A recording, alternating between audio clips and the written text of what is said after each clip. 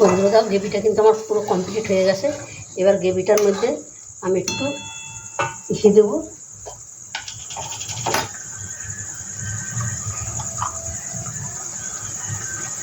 দেখো 1 চামচ ঘি দিয়ে দিলাম।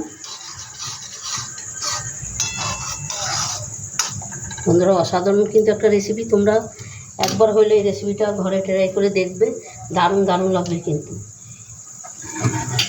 এবার কিন্তু এটা আমি এই কোপ্তার মধ্যে আমি ঢেলে দেবো। গ্যাসটা আমি অফ করে দিলাম।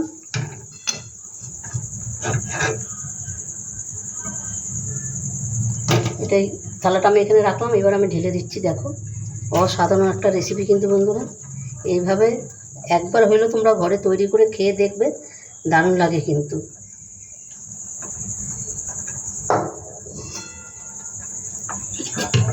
দেখো বন্ধুরা কতটা সুন্দর লাগছে, এতটাই দারুণ, মানে বিশাল একটা লোভনীয় জিনিস।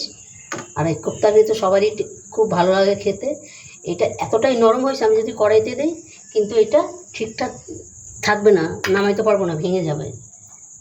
এই উপর থেকে একটু ধনেপাতা দিয়ে দিলাম। বন্ধুরা রেসিপিটা ভালো লাগলে তোমরা লাইক কমেন্ট শেয়ার করো, বেশি বেশি করে শেয়ার করবে প্লিজ প্লিজ। আমার ইউটিউবে নতুন বন্ধুরা থাকলে আমার ইউটিউবটা সাবস্ক্রাইব করে দিবে।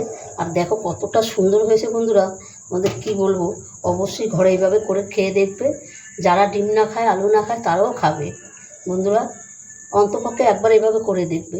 তবে বন্ধুরা আজকে আসছি, কালকে আবার দেখা হবে নতুন কোনো ভিডিও নিয়ে। তোমরা ভালো থেকো, সুস্থ থেকো, টাটা, বাই বাই।